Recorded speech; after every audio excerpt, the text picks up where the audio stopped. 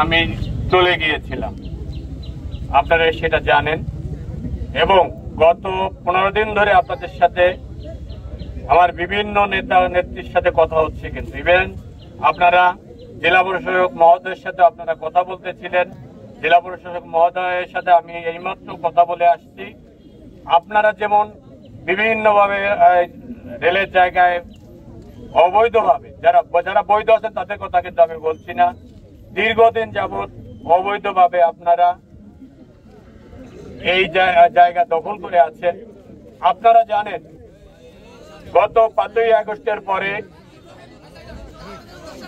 আওয়ামী লীগ সরকারের পতনের পরে একটা গণবিজ্ঞপ্তি দিয়েছিল রেলওয়ে মিনিস্ট্রি বর্তমান সরকার ক্ষমতায় নেওয়ার পরে, যে সকল জায়গায় অবৈধভাবে রেলের জায়গা দখল করে রাখা হয়েছে তারা তাদের অবৈধ স্থাপনা সরিয়ে নেবে, অন্যথায় আমরা আইনানুগ ব্যবস্থা গ্রহণ করব। তারই প্রেক্ষাপটে বিভিন্ন জেলায় বাংলাদেশ রেলওয়ে উচ্ছেদ অভিযান পরিচালনা করছে এবং উচ্ছেদ কার্যক্রম সম্পন্ন করছে। আপনাদেরটা ডিসি স্যারের অনুরোধে আমরা 1 মাসের সময় দিয়েছিলাম, কিন্তু আমি এসেছি 2 মাস পরে। গত 15ই মে আপনাদের এখানে উচ্ছেদ ছিল, আপনারা জানেন। এবং আপনারা গত 15 দিন ধরে বিভিন্নভাবে চেষ্টা করছেন।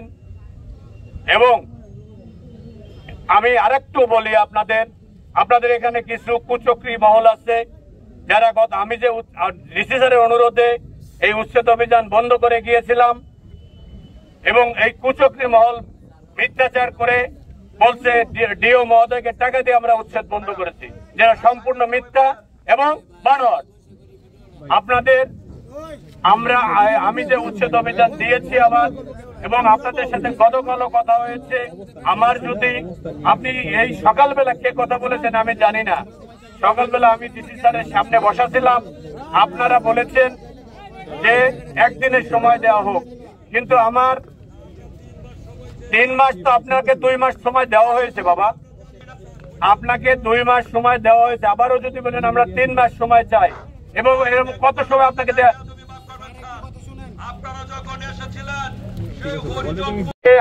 আমরা যে আসছি, এই যে আমাদের ক্যাপ্টেন মহোদয় আছেন এবং থানার ওসি সাহেব আছেন, আমরা সরকারি চাকরি করি ভাই, সরকারের দায়িত্ব পালন করতে আসছি, সরকারের নির্দেশনা পালন করি। এখন বিষয়টা হলো যারা বৈধ, আমি এখনো বলতেছি যারা বৈধ হওয়ার সুযোগ আছে তাদের তো বৈধ করা হচ্ছে। আর এখন যদি কেউ বলে টাকা নিয়ে বৈধ করছে, এটা তো কারো মুখ কি আমরা আটকায় রাখতে পারবো বলেন? কারো মুখ আটকায় রাখতে পারবো না। কারণ আপনি যদি এইভাবে বলেন তাহলে তো কিছু বলার নেই আমার, আপনি বলতেই পারেন টাকা ছাড়া কাজে না। মানুষকে ঘায়েল করতে হলে সবচেয়ে বড় অস্ত্র হচ্ছে ঘুষ নিয়েছে বা ঘুষ চাচ্ছে, এই জন্য আমার কাজ হচ্ছে না। স্পষ্ট যারা অবৈধ আছেন, আমি বলতে দেন, আমাকে বলতে দেন। এখন এখানে আমি উচ্ছেদ করব শুধু তাদেরই যারা অবৈধ, যারা বৈধ আছে দীর্ঘদিন খাজনা দিচ্ছে না তাদেরকে আমি উচ্ছেদ করবো না। করতে আসছি, আমরা কারো ব্যক্তিগত কাজ করতে আসিনি। এখন আপনারা আমাদের কাজে ব্যাঘাত ঘটাচ্ছেন, এটা করেন না, দয়া করে আমাদের কাজে কাজ করতে দিন। আপনারা যারা বৈধ আছে তারা বৈধভাবে থাকুন, যারা অবৈধ তারা